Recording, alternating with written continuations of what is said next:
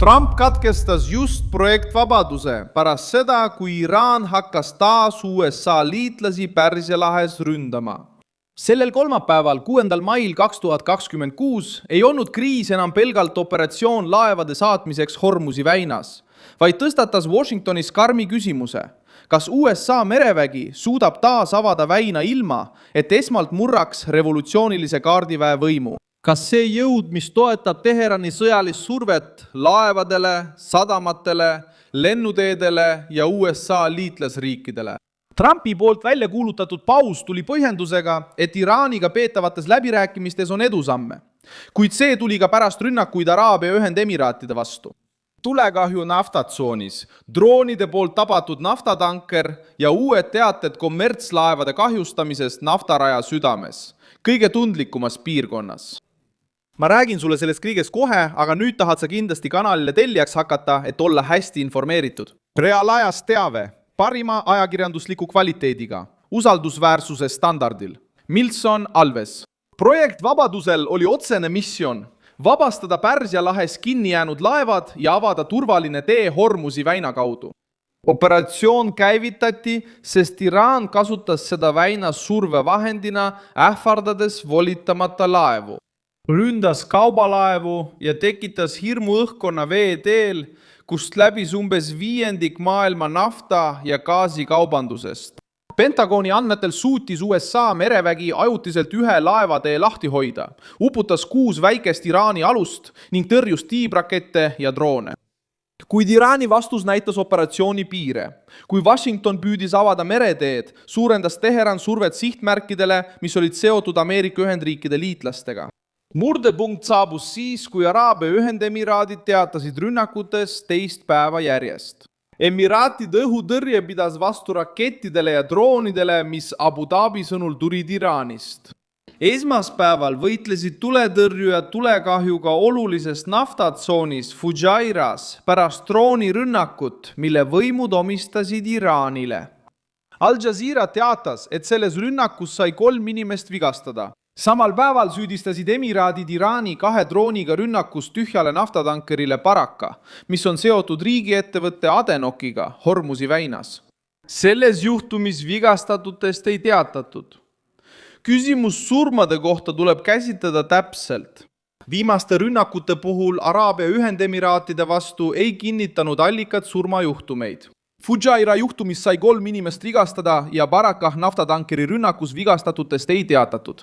Kuid kogu kriisi kontekstis Hormuzi väinas Marco Rubio väitis, et konflikti tõttu on juba 10 tsiviilmeremeest hukkunud.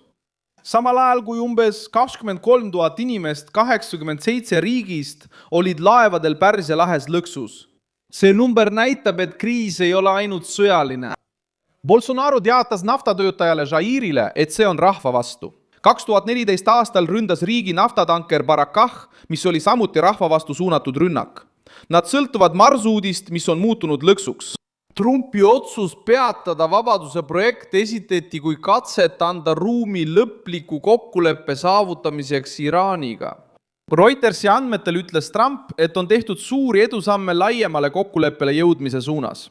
The Guardiani teatel kuulutati paus välja lühikeseks ajaks, samal ajal kui Ameerika Ühendriikide blokaad Iraani sadamatele jätkus. See tähendab, et Washington ei tavane täielikult. Nad vahetavad mereväe saatmise tempo surve vastu. Mereblokaad, diplomaatia, sanktsioonide ähvardus ja katse suruda Teherani otsusele.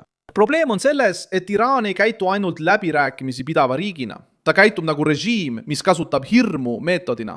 Revolutsiooniline kaardivägi, mis on paigutatud Iraani sõjalise struktuuri keskmesse, muudab tsiviillaevad, lennuteed ja liitlaste sadamad strateegilise väljapressimise vahenditeks. Rünnak USA-st inspireeritud saatjate vastu näitab seda selgelt. Kui Ameerika merevägi üritab Hormuzi väina avada, avaldab Teheran ümbrusele survet. Kui Washington räägib kokkuleppest, testib režiim rakette, droone ja esitab ähvardusi. Kui Pärsia lahe liitlased toetavad Ameerika Ühendriike, hakatakse neid käsitlema sihtmärkidena. Seetõttu ei lõpeta Vabaduse projekti katkestamine kriisi. See muudab lihtsalt järgmise käigu. Praegu toimub survevõitlus. Ühelt poolt püüavad Ameerika Ühendriigid heaks kiita. ÜRO Julgeolekunõukogus on resolutsioon, mis nõuab, et Iraan lõpetaks rünnakud laevadele, avalikustaks miinide asukohad ja võimaldaks humanitaarkoridori. Teiselt poolt püüab Teheran hoida elus ideed, et ta kontrollib endiselt Hormuzi väina. Ameerika Ühendriikide koos lahe liitlastega tehtud ettepanek võib viia sanktsioonide ja muude meetmeteni, kui Iraan ei tagane. Marco Rubio nimetas hääletust ÜRO kasulikkuse proovikiviks. Kriis jõudis ka õhuruumi. Araabia Ühendemiraadid pidasid lennud vaid mõnele heaks kiidetud marsruudile vähemalt 11. maini ning aktiveerisid hädaolukorra turvaprotokollid. See otsus tehti pärast seda, kui raketid ja droonid sundisid lende kõrvale põikama, tiirlema Saudi Araabia kohal ja otsima turvalisemaid marsruute. Sellises olukorras ei avalda Iraan survet ainult laevadele, vaid ka õhuruumile, energeetikasektorile ja piirkondlikule kaubandusele. Kui riik peab rünnakute tõttu osa oma õhuruumist sulgema, on sõnum lihtne. Konflikt on lahkunud merelt ja jõudnud tsiviilinfrastruktuurini. Ameerika merevägi üritas läbi viia kaitseoperatsiooni, mitte avatud sõda igal väinamiilil. Aga revolutsiooni kaardivägi näib just sellele kurnamisele panustavat. Väikesed alused, droonid, raketid, ähvardused naftatankeritele, avalik eitamine ja surve liitlastele moodustavad tuntud meetodi. Provotseerida ilma täielikku vastutust võtmata, rünnata ilma otsest vastutust tunnistamata ja kasutada kahtlust kilbina. See on põhjus, miks paljud Washingtonis leiavad, et ainult laevade saatmisest ei piisa. On vaja piirata Iraani režiimi võimet muuta iga kaubatee väljapressimise lavaks. Ajalugu aitab mõista, miks see arusaam on jõudu kogunud. 1994 aastal toimunud rünnak Aamia vastu, mis on Buenos Aireses asuv juudi keskus, tappis 85 inimest ja vigastas umbes 300. 2024 aastal pidas Argentiina kohus Iraani rünnaku eest vastutavaks ja kinnitas, et selle viis läbi Hezbollah Iraani juhendamisel. Juhtumist sai sümbol selle kohta, kuidas Teheran Argentiina võimude sõnul kasutas relvastatud haru väljaspool Lähis-Ida, et rünnata tsiviilisikuid teises maailma piirkonnas. See mälestus on praegu oluline, sest loogika on sarnane. Režiim eitab, suunab vastutuse mujale, avaldab survet ja loodab, et maailm käsitleb iga juhtumit eraldi. Teine näide tuli Saudi Araabiast. 1996. aastal tappis rünnak Kobari tornide vastu 19 Ameerika sõjaväelast ja vigastas 100 inimesi. FBI teatas, et terrorismisüüdistused esitati Iraani-meelse Saudi Hezbollah liikmete vastu. Ja Ameerika Ühendriikide justiitsministeerium täpsustas, et rünnak tappis 19 Ameerika lennuväelast ja vigastas 372 ameeriklast. Need varasemad juhtumid on olulised, sest need näitavad, et vaidlus Teheraniga ei piirdunud kunagi ainult Iraani piiridega. Kui režiim tunneb end survestatuna, võib vastus ilmneda baasides, sadamates, laevadel, saatkondades, rafineerimistehastes või piirkondlike liitlaste kaudu. Teised riigid on juba kogenud samakaudse survemustrit. 2019. aastal tabasid rünnakud Saudi Aramco rajatis ja Abqeikis ja Quraishis, mis peatasid ajutiselt suure osa Saudi Araabia tootmisest.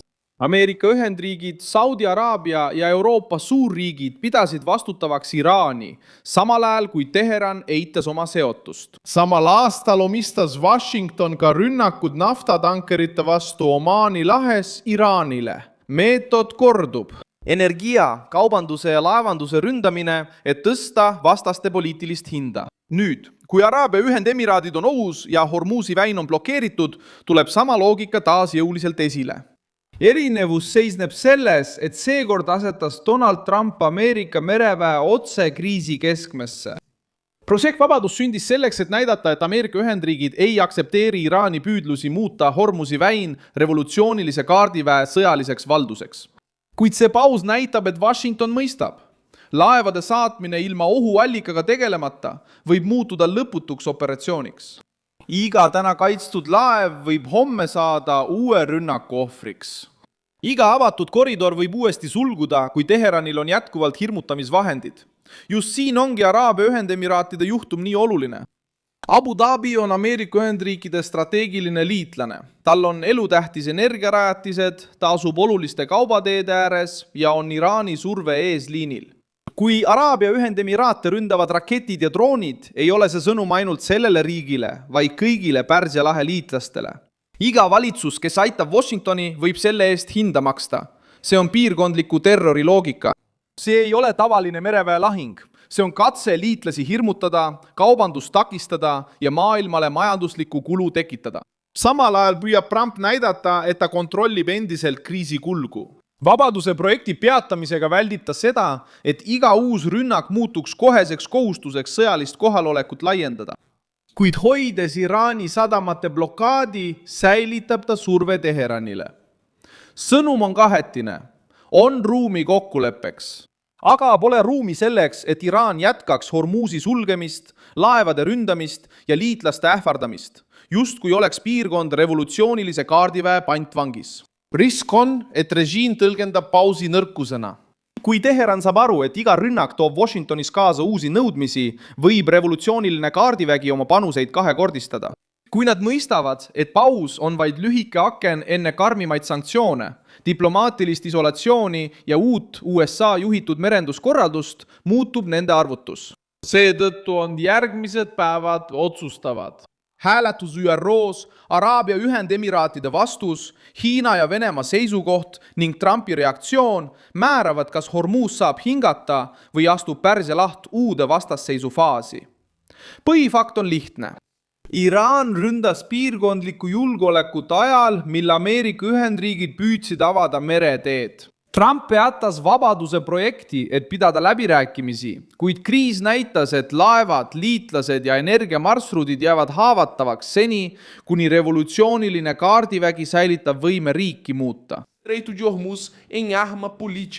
Lõppkokkuvõttes ei seisne küsimus ainult laevade lahkumises lahest.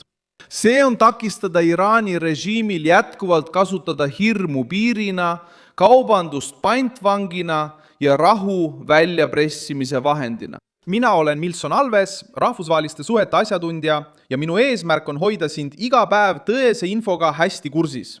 Uudiste lingid leiad videokirjeldusest. Pane sellele videole like, telli kanal ja lõpuks jäta kommentaar, et sa oleksid veelgi rohkem seotud Milson Alvese kogukonnaga.